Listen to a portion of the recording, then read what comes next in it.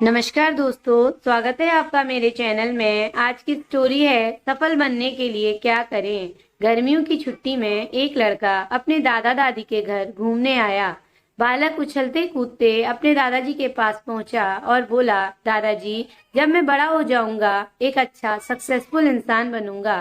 दादाजी, क्या आप सफल बनने के तरीके बता सकते हैं कि मैं कैसे सफल बन सकता हूँ? दादाजी ने कुछ बोले बिना सिर हिलाकर हाँ बोला और बच्चे का हाथ पकड़कर एक पौधे वाली दुकान में ले गए और वहां से 2 पौधे लेकर आए और बच्चे से बोला, एक पौधा खुले आसमान के नीचे लगा देना और दूसरा पौधा घर के अंदर लगा देना।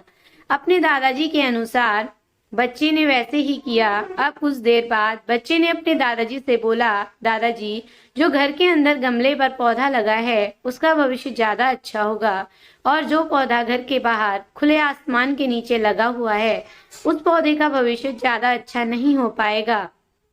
तो दादाजी ने बोला, ऐसा क्यों? तो बच्चे ने बोला, दादाजी, क्योंकि गमले पर पौधा लगा हुआ है वहाँ सुरक्षित है और जो खुले आसमान पर पड़ा है वह सुरक्षित है, क्योंकि बाहर खुली हवा एवं आधी तूफान, पानी, पत्थर और जानवरों के कारण असुरक्षित है। दादाजी ने बोले, चलो देखते हैं आगे क्या होता है। और वह अखबार उठाकर पढ़ने लगे। अब दादाजी उन पौधों की देखरेख करते रहे और कुछ समय व्यतीत हो गया। अभी 3 से 4 साल बाद वह बच्चा अपने माता पिता के साथ घूमने के लिए दादाजी के घर आया और बोला, दादाजी, उस टाइम मैंने आपसे सफल होने के कुछ उपाय पूछे थे और आपने कुछ भी नहीं बोला। इस बार आपको बताना ही होगा। दादाजी मुस्कुराते हुए लड़के से को उस जगह ले गए जहां पर उन्होंने गमले में पौधा लगाया था और वह पौधा एक पेड़ में बदल चुका था। लड़का बोला, देखा दादाजी, मैंने सही कहा था ना, गमले वाला पौधा ज्यादा सफल होगा। अब दादाजी ने अपने बच्चे को जो खुले आसमान के नीचे पौधा लगाया था उसे भी देख लो। जब वह लड़का अपने दादाजी के साथ गया और खुले आसमान के नीचे क्या पौधा लगा हुआ था, वह विशाल वृक्ष बन चुका था। उसकी शाखाएं और लाट दूर दूर फैली हुई थी और कुछ राहगीर उस पौधे के नीचे आराम से विश्राम कर रहे थे। अब दादाजी ने उस बच्चे से पूछा, बताओ कौन सा पौधा ज्यादा सफल हुआ? लड़का कुछ शर्माते हुए बोला, दादाजी, यह कैसे हुआ? बाहर कितने खतरों का सामना किया होगा। दादाजी ने बोला, बेटा, जब तक खतरों का सामना व्यक्ति नहीं करता तो वह सफल नहीं हो सकता।